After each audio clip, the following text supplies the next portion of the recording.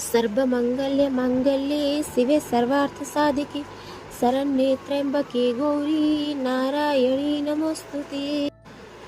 आज ହେଉଛି पवित्र चैत्र मंगला ओषार शेष पाଳି अर्थात अंतिम पाଳି।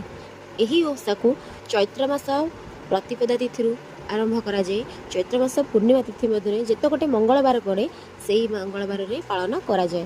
ପ୍ରତ୍ୟେକ ମହିଳା ନିଜ ସାହିରେ ଏହି ଓଷାକୁ ପାଳନ କରିଥାନ୍ତି। ଏହାକୁ ପନ୍ଥେଇ ଓଷା ମଧ୍ୟ କୁହାଯାଇଥାଏ। ଏହି ଓଷାକୁ ବହୁତ ନିଷ୍ଠାର ସହିତ ପାଳନ କରିବାକୁ ପଡ଼େ। ମହିଳାମାନେ ସେହିଦିନ ପ୍ରାତଃରୁ ସ୍ନାନ କରି ନିଜକୁ ଶୁଦ୍ଧପୂତ ଭାବରେ ମାଙ୍କ ପାଖରେ ସମର୍ପଣ କରିଥାନ୍ତି। ଏହି ସମର୍ପଣ ମାଧ୍ୟମରେ ସେମାନେ ମାଙ୍କର କୃପାକୁ ଲାଭ କରିଥାନ୍ତି।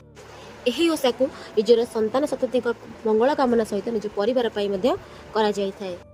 କୁହାଯାଏ କି ଏହି ଓଷା କରିଲେ ଅପୁତ୍ରିକ ନାରୀ ମଧ୍ୟ ପୁତ୍ର ପ୍ରାପ୍ତି ହୋଇଥାଏ।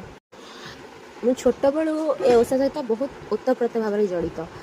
ଛୋଟବେଳେ ଯେତେବେଳେ ମୋ ବାପ ଘର ଦୁଆରେ ଏଇ ଓଷା କରାଯାଏ, ମୁଁ ସବୁବେଳେ ଯାଇକି ସେଠି ମୁରୁଜ ପକାଏ, ଚିତା ପକାଏ, ଘଣ୍ଟ ବଜାଏ।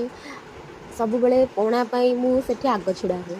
ଆଉ ଏବେ ମୁଁ ବିବାହିତା, ମୋର ବି ଗୋଟେ ପୁଅ, ମୁଁ ତା ପାଇଁ ପୁଣି ଓଷା ଏବେ ବି କରୁଛି। ତ ଛୁଆବେଳୁ ମାଙ୍କ ସହିତ ମୋର ଗୋଟେ ଅଲଗା ପ୍ରକାର ଭାବନା। ମାଙ୍କୁ ଦେଖିଲେ ମୁଁ ନିଜକୁ ସମ୍ଭାଳି ପାରେନି। ମୁଁ ଆପେ ଆପେ ମନ କଥା ମାଙ୍କୁ ପ୍ରକାଶ କରେ।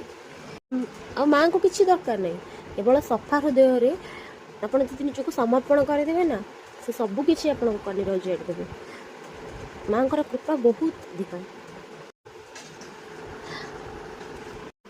ମା କରନ୍ତୁ କି ସମସ୍ତଙ୍କ ମନବାଞ୍ଛା ପୂର୍ଣ୍ଣ ହେଉ। ଜୟ ମା ମଙ୍ଗଳା।